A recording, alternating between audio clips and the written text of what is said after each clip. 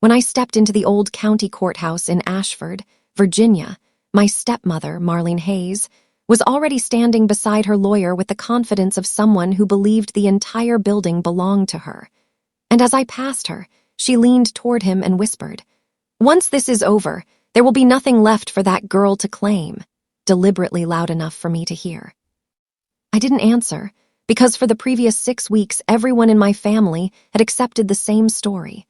that I had abandoned my father after joining the Coast Guard, stopped caring about his life, and only returned after his death because I wanted a piece of his property. But they had no idea that my father had spent the final year of his life quietly preparing for a completely different future. My name is Claire Morgan. I was 30 years old, and for nearly a decade I had worked as a Coast Guard rescue officer, a career that had taken me from the stormy waters of North Carolina to remote stations along the Pacific Northwest, where missing fishermen, damaged boats, and dangerous weather often mattered more than birthdays or family celebrations. My father, Daniel Morgan, had never blamed me for being away, and although our relationship had changed as my career became more demanding, we stayed connected through early morning calls, handwritten notes, photographs, and the strange little tradition of sending each other postcards from every place either of us happened to visit.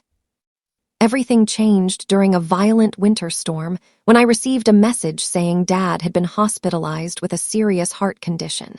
And because I was on duty several states away, I spent hours trying to arrange emergency leave while imagining every possible outcome. By the time I reached the hospital, he was awake but exhausted, and instead of asking me about his illness, he squeezed my hand and quietly said, "Claire, when the time comes, don't let anyone make you feel guilty for doing what I trusted you to do."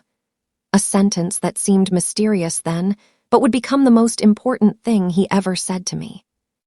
Dad died 11 days later, and while I was still trying to understand that I would never hear his voice again, Marlene immediately took control of the funeral arrangements, the house, the bank correspondence, and nearly every conversation with our relatives, telling people that she had been the only person caring for him while I was busy chasing a career.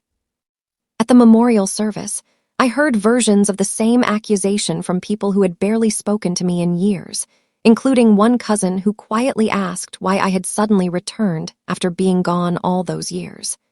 And instead of defending myself, I remembered Dad's advice and decided that whatever he had wanted me to understand would eventually speak for itself. 3 days after the funeral, I received an unusual envelope from a law office in Richmond, containing a notice that a temporary administrator had been requested for my father's estate, and attached to it was a handwritten message from an attorney named Samuel Price, asking me to appear at the upcoming hearing with no additional explanation. When I called the office, Samuel refused to discuss the contents over the phone and simply said, "Your father was very specific about what should happen after his death, and I strongly recommend that you attend in person," which made me realize that Dad's strange final warning had not been a sentimental goodbye, but part of a plan he had carefully put into motion.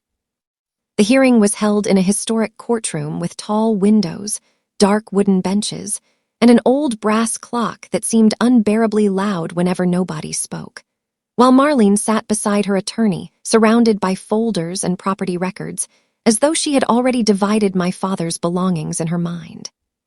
When the judge asked whether anyone objected to Marlene becoming the sole administrator, her attorney immediately argued that she had managed Daniel's household for years and therefore deserved complete control, and Marlene turned toward me with a faint smile as if she expected me to argue, panic, or embarrass myself. Instead, I stood and said, "I have no objection to the court hearing the evidence," then sat back down, which confused everyone because they expected an emotional confrontation, but received only silence from the person they believed had the weakest position. The judge began reviewing the paperwork, but after several minutes he stopped, opened a separate file marked with a red seal, and asked Samuel Price to confirm whether the document inside had been properly witnessed. And when the attorney answered yes, the judge looked toward Marlene and said, "Mrs. Hayes, I believe you may want to hear this before making any further statements." document was not the simple will everyone had expected, but a recently established family trust that transferred control of several major assets to an independent structure. And more importantly, it named Claire Morgan as the person responsible for carrying out Daniel Morgan's final instructions, while Marlene's authority was limited to specific household property and expenses. Marlene's face tightened as her lawyer examined the pages, but the judge continued explaining that my father had created the trust months before his death after receiving professional legal advice, and the documents contained multiple signatures, witnesses, and records proving that the arrangement had been completed long before his health deteriorated. Then Samuel placed a second folder on the table and asked permission to present supporting evidence, explaining that my father had anticipated accusations that I had abandoned him and had therefore preserved years of phone records, travel receipts, medical visitor logs, letters, and photographs showing that I had remained involved whenever my military duties allowed. One record showed that I had driven nearly 7 hours after finishing an overnight assignment simply to spend a single afternoon with Dad. Another showed that he had visited me during my promotion ceremony, and a stack of letters contained his own handwriting describing our relationship in words that contradicted almost everything Marlene had told the family. Marlene finally lost her composure and stood, insisting that my father had been confused during his final months and that I had manipulated the situation from a distance. But the judge calmly asked whether she had any medical documentation or legal evidence supporting that accusation. Her attorney whispered urgently to her, then shook his head, because the medical records showed that Dad had remained mentally competent when the trust was signed, and the attorney who prepared it had included a detailed statement confirming that my father understood exactly what he was doing and had specifically asked that his daughter be given responsibility for protecting his long-term wishes. There was still one final surprise. Because Samuel opened a small wooden box that my father had personally delivered to his office several months earlier and removed a recording made during one of their private meetings, and after receiving the court's permission, he played only the portion relevant to the estate. Dad's voice filled the courtroom as he said, "If you're listening to this, Claire, don't use what I've left you to punish anyone, and don't allow anyone to use guilt to take away what I created. Protect the people I intended to help, preserve what can be preserved, and let the truth settle the arguments you were never meant to fight." The judge ruled that the trust was valid, appointed me as the responsible trustee under its terms, and rejected Marlene's request for unrestricted control. But the most meaningful part of the decision wasn't the property or financial authority. It was the moment my uncle approached me outside the courthouse, admitted that he had believed the rumors, and apologized for never asking what had actually happened between Dad and me. Months later, I carried out my father's instructions by keeping the family farmhouse in the trust, establishing an education fund for local students interested in emergency services, preserving Dad's collection of maritime photographs, and setting aside money for the medical charity he had supported anonymously for years.